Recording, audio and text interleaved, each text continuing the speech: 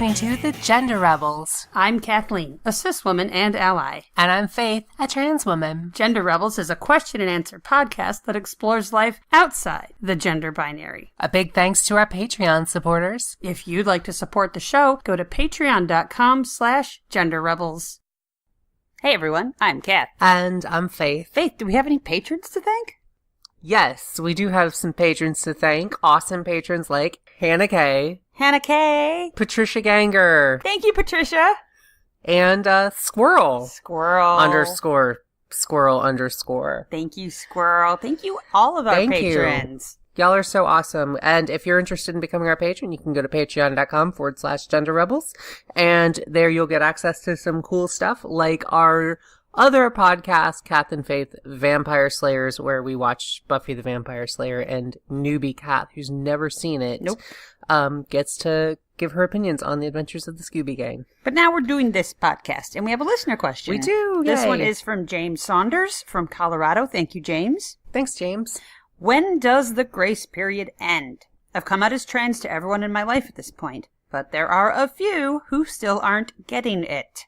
They use the wrong pronouns, name, and never apologize. It's been several months now, and these problem people are unavoidable. They're at my work, in my family, and even a roommate. How many times do you kindly correct someone before you're allowed to lose your patience? What a good question, Thanks, James. Oh my gosh, so there's some stuff to unpack here. Mm-hmm. So James has come out. It's come out as trans. It's been a few months. And various people. Now, there's a few different people that they talk about. Mm-hmm. And, like, kind of each of those are going to go, like, going to have their own kind of separate response. Sure. But, like, the biggest thing here, I think, is that people, I hate it when people it's usually right-wingers, refer to trans people as, like, just snowflakes who just need to be in their safe spaces. So fragile. Try it for one fucking day. Yeah. Because being trans is not easy. Being LGBTQ plus is not easy. It is very difficult. It tries your patience quite a bit, and you have to bite your tongue, or else you're probably going to lose every person in your life, your job, and maybe get arrested. Yeah. So trans people and other queer people have to be tough as nails. So tough. Really do. Life does require that. And because you do have to say, actually, it's he, him, and the name's James. And you have to be polite the whole time. Yeah, it's so confusing. I know. Yeah, I know you'll get it wrong again. Yeah, I know, it's such a big... Oh, I know you didn't mean it. That's what my parents like to bring Well, up. so there's two kinds of... Like your parents, good example. There's two kinds of people who are going to be doing this. One are the generally decent people who like you or love you, and are just forgetful. They're not really putting in the effort. I think there's some of each of that. I get being forgetful. I get if you're focusing on something else and you slip. But I also feel there is a component of not putting in the effort also. And then some people are doing it passive-aggressively or active-aggressively. And those people are just assholes. So you got assholes and you got mistake makers. There's assholes and there's mistake makers. And as a trans person, you probably know who those are in each of those cases. So I don't have to tell you, like, be careful to figure out. But sometimes it might be tricky, especially in your family, where they, quote, love you, but actually treat you like shit. Family is a tricky one because they could be actual assholes and you still have to go along with this pretense that they're doing this out of love. Yeah, the people who love you unconditionally always have a lot of conditions. And sometimes this is one of those conditions and it's bullshit, and family is its own separate circumstance. So let's go with the first one, which are just the forgetful people or the people who aren't putting in that effort. You and I are both guilty of this. Oh, totally. That we've done with some of our non-binary friends. Yeah, I still have trouble with that and am working on that, and they're awesome. They don't call me out on it, and then I feel extra bad because then later you're like, you fucked that up, and I was like, Because I don't know a way to correct you. I don't know a way to correct you. This is actually something important. Like, if you see that, because obviously we're friends. We have several different non-binary friends. And Kath and I really have tried. I try to put in the effort to get the pronouns right. You slip up sometimes. What's the best way to, like, obviously you don't want to break the conversation. Well, smack you in the head and go, Kath, don't say that. Well, okay, so I think that would embarrass the person more. To answer this question, let me do a tiny transfer. I don't want to derail it, but I want to do when my parents do it to you, do you want me to ignore it and then later tell them you got that wrong? Or do you want me to say, it's she? We did like, with your parents, I think, you have to be a little more blunt because they're just learning this. Yeah, and it was the second time. It was the second time. I know it's been over a year, and it was the second time we were seeing them. We'll see how it goes with Christmas. Yeah, but it's we'll see. That's different when you're hanging out with friends casually. That's trickier. Okay, so we'll just answer my question. So it happens. Your parents need to be trained. That is a different situation than this. Because but I need to be trained. You do. Maybe you do. So. The time that we were playing Rummy Cube. Yes. And they misgendered you. They get your name right now. Yeah. But they get your constantly misgendering wrong. Me during that whole thing. Because they were focusing on this game. I think you and I were like exchanging, like, I was looking at you with like anger rolled eyes. I thought we corrected them right from the start. Did we? I thought so. I thought I looked at you a couple times and then you corrected them because I didn't feel like it was necessarily my place. Oh, I see. And then I think after you corrected them, and they kept doing it, then I started being like, she. Yeah. So. And I even proposed, every time you misgender Faith, you have to take an extra tile, because the point of the game is to get rid of all your tiles. Yeah. My mom did not like that solution at all. No. That was not okay. How dare you besmirch the game? Yes. So, it was worth a shot. I thought I could play on their competitiveness. Okay. So you wanted me to say something, and it doesn't have to derail the whole conversation. And it may have been that our non-binary friend wanted me or their partner or someone to say something, but like, I think I'll just like poke you or snap my fingers or something or cough. Snap your finger like I'm a fucking dog? Yeah, no. I'll whistle at you, snap your fingers, have and the say, squirt "Good bottle, girl." Squirt me with water. You with the water. No, here's what I'm guessing. Okay. I'm not in this at all. Here's what I'm guessing is the thing we should do the next time I misgender our non-binary friend. And you notice. Yeah. You say, Kath, they. And I say, oh yeah, they. I look at our friend, say, sorry, and then we move on. And also, I don't do it again. I get that there's a follow-up involved. But I also don't feel like putting you on the spot because I don't feel like it's my job to police it. But my friend might not be comfortable. Yeah, coming I want back our friends at me, to be comfortable. Especially if they're a guest in our home. So maybe, I always try to say, like, jump in and try to use the sentence with that pronoun, but... Yeah, and I'm dense. Like, and I think this is the same thing with my parents in the game. If I'm talking about some movie or something, and you, like, try to signal to me in a subtle way that I misgendered our friend, I won't get it. I'll ignore you. I think, to take it from my perspective as a trans person who wants specific pronouns that some people don't always use, I don't mind someone defending me and standing up for me. To me, that's fine. So I don't think our friend will mind. I don't think so either. Especially if I don't, especially if it's subtle. The follow-up from the person who got the wrong pronoun shouldn't be defensive and shouldn't be excessively apologetic. It should be, oh, oops, sorry, move on and do better. Yes. It shouldn't be a whole big thing. It shouldn't be demanding a ton of emotional labor from the trans person or the non-binary person to be like, it's okay. I know it's hard. It's okay. Oops. Sorry. Move on. Do better. Yeah. So I think Was that what you would like my parents to do? I think that's good. Okay. And I think it's just the do better is great. I think one other thing do better is important and easy to forget. That could help with these people who are just not getting it and not putting in the effort is to recruit some help from some of your more supportive and more effortful friends to talk to them at another time. So they might not listen to you. Yeah, because they might be like, you again, complaining about this. You always needing all this special stuff. SJW snowflakes. Yeah. So hearing it from someone else and being like, oh my God, you really need to use their correct pronouns because it's ridiculous. You know, having that ally there, be it a cis straight person or be it a someone they listen to. Yeah.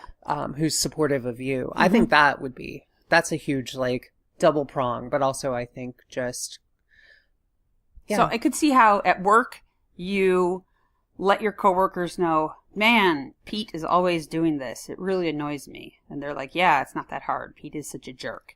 You could say to your coworkers, I'm going to keep correcting him, but I think it'll help if you would also correct him, if you don't mind, if you would be comfortable. And some of them might be like, hell yeah, I would love to yell at Pete in front of the boss. And the others would be like, you know, actually, I'm not super comfortable doing that. Okay, all right. But deputize cops. Yeah. For you. There you go. Deputize work cops. Deputize family cops. In case of a roommate, I'm not sure what to do. It's a social circumstance, pressure, so it kind of works the same as friends a little bit. I think that, and then when it comes to problem people who are doing this passive or active aggressively, I dealt with a situation at work where I had one coworker who is an asshole and who other people, including his own supervisor, have said he's an asshole. Great. And this is a great start. Who misgendered me intentionally many times, and I kept a log of each one, and basically I was like, okay, if it happens one more time, I'm going to HR. On the last time they did it, I literally just said, don't ever do that again. To them. It was on the phone, and they were like, okay, and then I literally went and told their supervisor that I'm not speaking to them. Yeah. This again, relationship is over. Unless it is something that has to be done through work and can only be done through them, which thankfully I don't really work with them that often. Awesome. I was like, and their supervisor was like, oh yeah, he's an asshole. He's like, and I'm like, can't cool. So great. That he's still here. That's such great. So great that, and this person's a supervisor, so. But, yeah. First of all, wow. I didn't know you had to confront him directly on the phone. Yeah, I did, because I was fucking pissed. Don't ever do that again. Yeah. So it was the middle of a phone call. And he misgendered you? Yeah. And then you said, it's she. Don't ever do that again. And he said, okay. Yeah.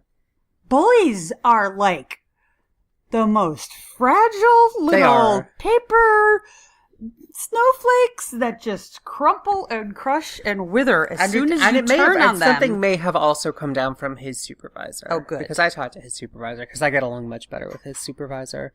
And I had people who were doing it accidentally, and I knew it was accidentally. People don't think when they talk. Because they're thinking about the topic and not about the words. Exactly. Yeah. And people might be sitting there talking about it's work. You're like, well, this spreadsheet and spreadsheet is spreadsheeting. And in their head, there's a problem with the spreadsheet. It's just not spreadsheeting hard enough. And that spreadsheet deadline is coming up quick. So they're thinking about... We're going to lose the spreadsheet account. I've got this big spreadsheet presentation. Work. So they've got spreadsheets in their head. Right. And I know I've dealt with this with people who are very nice, wonderful people at my work who, there's one woman in particular, works with finance, and I know she's got, when I go to ask her questions, it's related to numbers and finance and things like that. And I know she's got the stuff in her head. Yes. And then we'll accidentally say something. Well, accidentally misgender you. Yeah, and so I know it's accidental, and I've even let it slide a couple times. Does she catch herself? No, but sometimes I will just be like, her, or sometimes other people have her, and so it's. I know in those cases it's someone that's not being mean. With someone being mean, I'm like, keep a record of it. Talk to their supervisor. Talk to HR if you need to. Keep a record of when it happens, time it happens, because that's bullying. Yes. It's just bullying, plain and simple. It's unprofessional. It's potentially illegal in a workplace. And it's something that is a discipline issue at work that needs to be dealt with. Yes. Someone who is nice and a decent person. They don't have to be your best friend at work, but is a decent professional they're person. one of the good ones, yeah. Or even just a neutral one. Who does it accidentally. They're not putting in the effort. I think you have to have a little more leeway at work than in your social situations, your family situations, because in your social situations and your family, those people are close to you. You're a major part of their life. At work, you're probably a very minor part of someone's life. And the point of work is work. Like, the point is. of family and friends, presumably, is to be together and be happy and have fun. And the point of work is to get work done. So, you know, it's great if everyone's happy and together and fun, but that is secondary. Yeah. I would, if it becomes something, like, I've let them slide just because I didn't want to derail something, or, you know, it was, obviously, like, it stings me in the heart every time, because every time I hear it, I'm like, I don't pass, I'm just a fucking man in a dress, I'm just, like, this hideous, giant, fat beast thing with... But you know that's not true. It's how I feel. Welcome to my inside of my head. I get it. It's a place full of anxiety and doubts. There are very few lollipops in my head. So that's just where that goes. Yeah. Now, inside my head can be very fun sometimes, but when I get those sort of things, those sort of triggers, it confirms your fears. It just kind of confirms my fears, and just that anxiety boils back up. And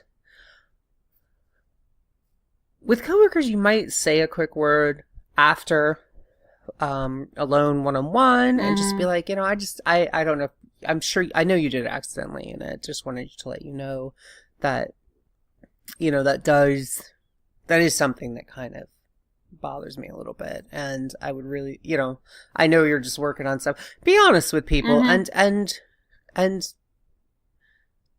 view them complexly when it comes to this, and even be nice. I know I hate to have to tell, like, queer people to, like, be patient and be nice with people, but, like, it sucks. That's, like, part of our burden to bear, but, like, it does suck. And it's gonna suck. And I think with friends also, and social acquaintances, I think sometimes you have to say, like I just said, like, this is what happens anxiety-wise.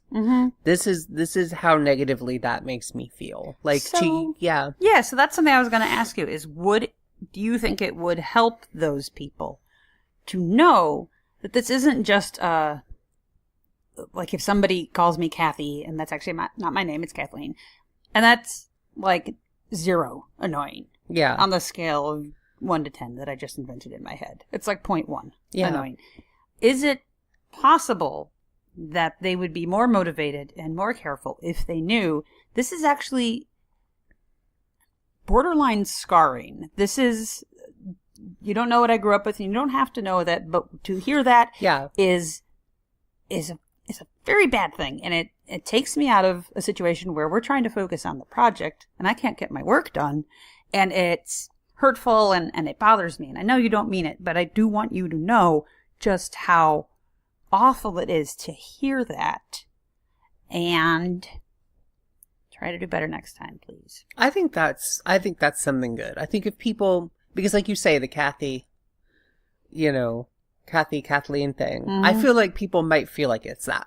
Yeah. Like, you go by TJ, but really you're Tom Joe, you know, and people who call you Thomas when really you go by TJ, they might think it's something like that. And usually it takes one correction, but some people just stick with that name, and you have to be like, look, I told you already, it's Andrew, not Andy, and I really that's not my name. Yeah. Like, that's so little. It's so nothing. And people always do that. People are always, like, willing to accept that. I especially hate when HR departments are like, we can't call you, you know, Sasha. Meredith or Sasha, because, you know, legally your name is Tim. And it's like, no, my name is not legally Tim, it's Timothy, but you had no problem calling me Tim. Yeah, you know the difference there. I know, but it's bullshit. I do. I know. I also know people who go by nicknames at work that is not on their driver's license, but it's on their bloody door marker. And it's like, that is your not business someone's cards legal all name. say John, but everyone has to call you Tommy. And we do! Yeah. So what is the big fucking deal? Exactly. No, that's a whole separate issue. But the point is, when it comes to family, now we're at the family. Okay. So work is over. Work is over. You're done. It's Thanksgiving Day. We're recording this on Thanksgiving. Happy Thanksgiving, everybody. Happy Thanksgiving. Oh my gosh. Sitting around the table. This is trickier because oftentimes family, you hit this block with family. And maybe I have negative familial associations because of how my family worked. But there's that issue of people who like, I love you, even though they don't. Because they have this idea that family loves each other, but they treat people like shit, including people like you, like shit. But they say they love you, but that's not love. And so this is tricky to navigate, especially with like extended aunts and uncles on a thing like today, grandma. Ultimately, it's up to you to decide. Like some people, like you know your family better than we do. If it's a family member who's just doing this like, well, the Bible says that God created man and woman only, and so therefore you're not allowed to change because I decided, because that's what the Bible says. There's better Bible verses to support your point, Grandma, but okay, that's cool. So that's tricky because you can't really argue with that. You're not going to convince them. They're going to think you're insane or crazy or going through a phase or sinful and making this choice or doing something to get attention. Your family might have assholes. And this is a special case because those are people that I'm going to say don't. Just like, if you can break ties with them, if you can distance them, if you can go no contact and never see them, that'd be good. Well, it's something that Savage Love said ages ago, and I remember this, and it always stuck with me, is that when you're a kid, you are dependent on your parents, and they decide the relationship. And the same goes for your family. They decide the rules and bounds and way that relationship works. When you're an adult and you're financially independent of your family, you are the one who decides the rules. And that may mean you're telling your family, look, if you're not going to gender me correctly, if you're not going to use my name, the name that I want to go by, if you're not going to accept me like this, then I'm not going to come by until such time as you are willing to do that. And you have to do that because otherwise you're just going to put yourself in a situation of pure misery. And I know that people are very close to their families. I know this is super insanely painful. But ultimately, with some people, your choice is, that's going to be your choice. You have to tell them, if you're not going to treat me the way I want to be treated, then you don't get to see me. Then you don't get to see me. You don't get me in your life. I won't be treated this way. And if distance and silence is the only way that I can ensure that you won't treat me this way, then it will be distance and silence. Yeah. You have a choice here. You can fix this. I want to be in your life, but you are forcing me to choose this. Yeah. I don't want to understate how big and painful this choice might be for you. I am picturing, we had a question asker once who asked about, can they Mulan, can they do Mulan? Can they boy up from time to time? And this person, this woman said her family will not accept it. They're very religious. She's an only child and she loves her parents. She loves them. And she knows their situation better than we do. And as much as we wish that weren't her situation, it is. She cannot come out to them. Ever. So her thing was, can I transition but switch back to boy mode for Christmas and Thanksgiving, funerals, whatever. And we said, yeah, and it sucks that you have to, and yeah, you can. And that's the situation, I imagine, for a good chunk of our listeners of, you love your family. Yeah. You love them. And for those of you who are able to come out to your family and have come out to your family, and they keep getting your name and your pronouns wrong, you are in a very, very tough position. This is a shitty choice. You're in a shitty place and it's not your fault and it's not fucking fair.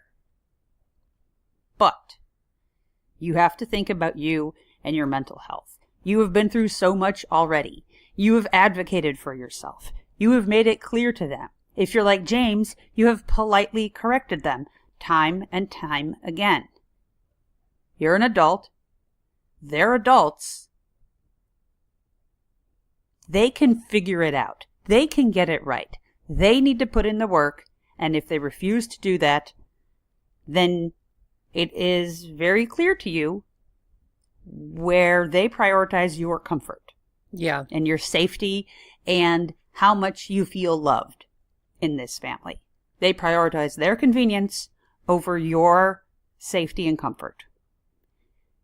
And that's a tough pill to swallow. That is shitty. That is not your fault.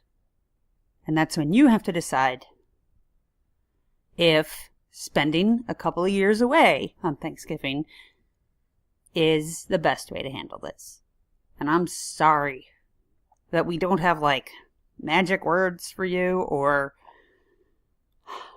a pill or a spell or something. I'm sorry. I wish we did. This is the shitty decision that it does boil down to. Yeah. I mean, you're either going to have to sit there and suffer through it or let them know that they need to accept you as who you are. Mm-hmm. It sucks. They need to learn this new skill. Yeah. Yes, it is different. Yes, it is new.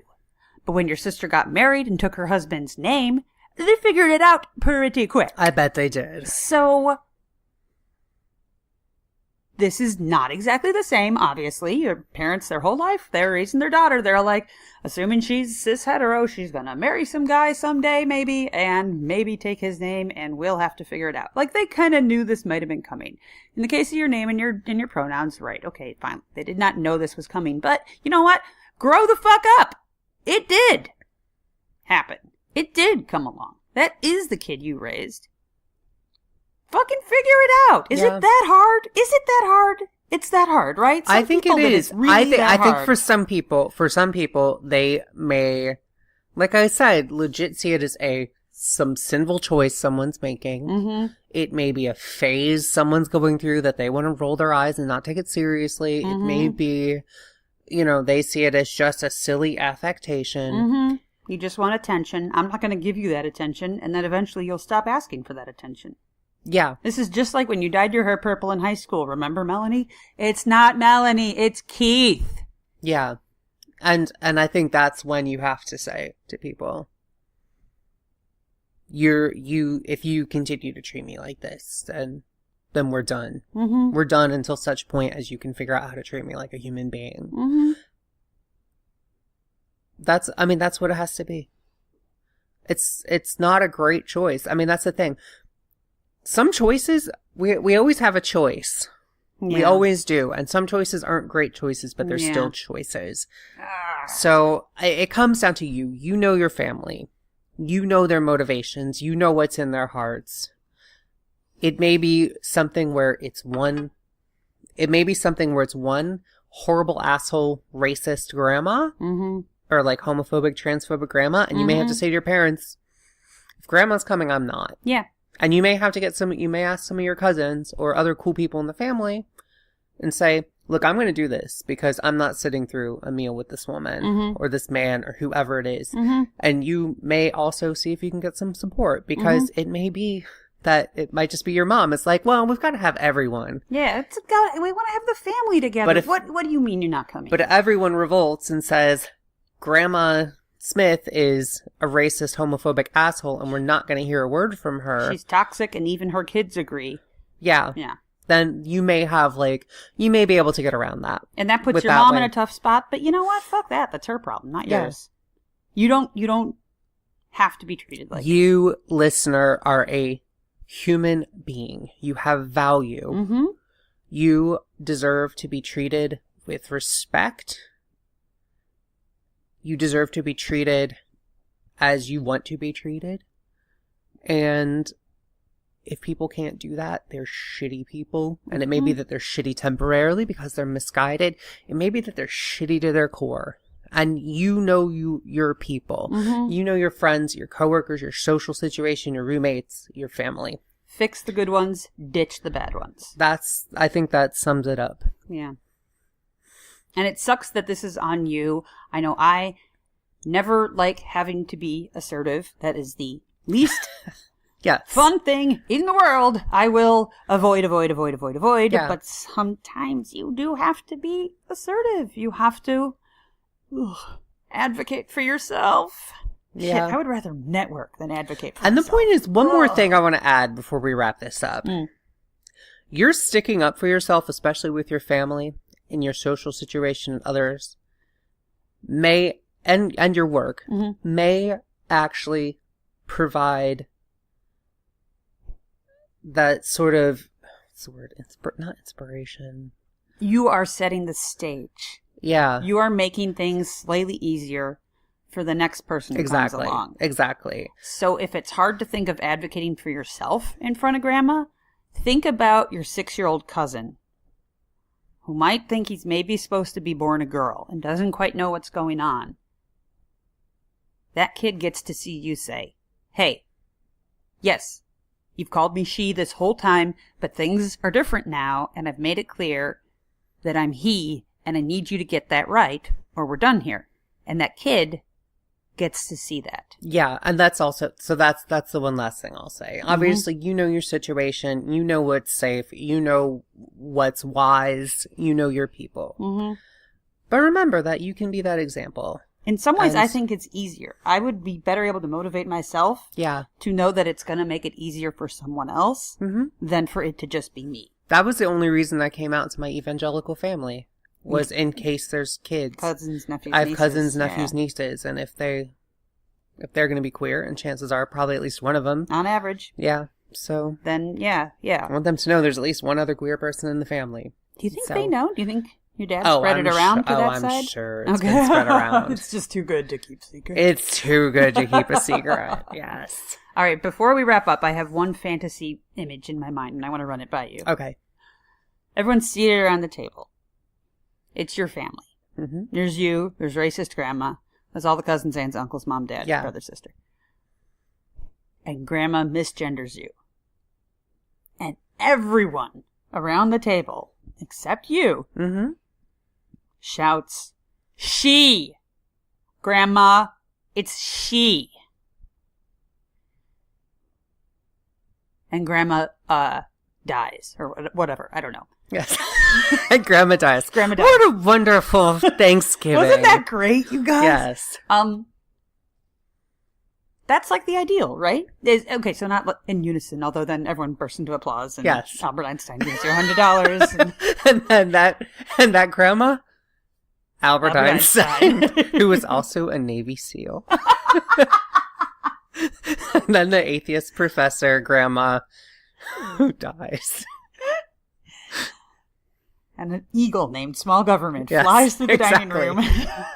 No, so the ideal is other people, hopefully more than one other person, speaking up when it happens. Right? Yeah. Like that's the ideal. Like, that is the ideal. And when I say ideal, not just for my justice boner, which is quite prominent right now, but also for changing grandma's behavior.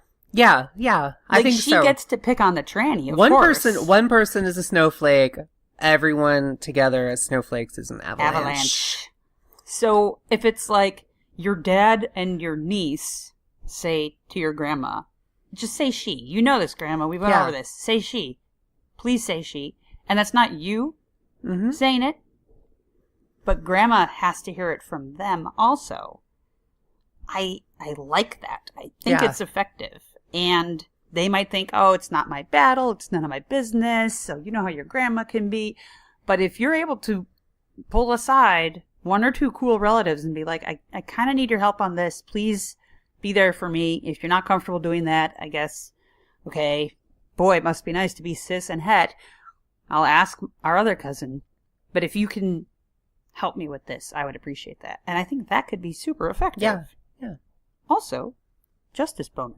Justice boner. Yeah. Well, thank you, everyone. Thank you, James. Thank you, James, for the great question. Thank you to our patrons. And I am hoping the best for all of you through the onslaught juggernaut that is the holiday season, full of food and liquor and family and various kinds of nog. Travel and weather. It's really just one kind of nog, but there's soy nog. Is there? I think there's rice nog. Oh wow, there are several kinds of nog. We should do a nog tasting. No, I don't. The idea of nog disgusts me. I'll drink all your nog. You drink all my nog. Guys have lots of nog. Yeah. Correct people politely until it's time that you get to correct them rudely. Yes. So, thank you, everyone. Happy Thanksgiving. So happy Thanksgiving. Happy holidays. Happy regular time. I'm trying to keep the episode evergreen. Okay. Happy solstice. Happy Valentine's Day. Happy Grananchar's Ascension. Happy Arbor Day. And happy Michael Mass. 758th anniversary of the Battle of Tours. No, not really, but... We'll all be dead by the time that anniversary comes. No, that was in the 1500s. Okay. The Battle of Tours was 800. So, anyway, that was your history lesson for today. She's a degree in this. We love you guys. We'll talk to you next time. All right, everyone. Bye. If you've enjoyed this episode and want to help us keep making more great content, go to patreon.com/genderrebels. We have many different levels of support and lots of great rewards, including Drinks with the Gender Rebels at Stonewall. Please leave a 5-star review on iTunes. That makes it easier for other people to find us. And send your questions to questions@genderrebels.com. Or find us on Twitter @TheGenderRebels. Music for The Gender Rebels is by Jasper the Colossal. Follow the link down below or download them on iTunes today. And for all our episodes, visit genderrebels.com. The Gender Rebels is a Come Back Sync production, copyright 2018. All rights reserved. And to all you gender rebels out there, keep rebelling. Bye. Bye.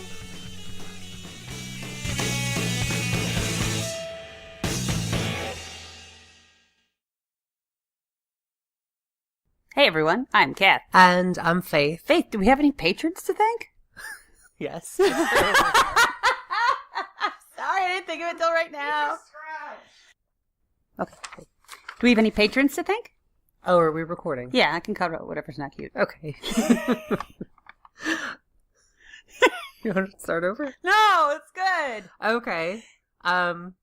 Yes, we do have some patrons to thank. Awesome patrons like Hannah K. Thank you,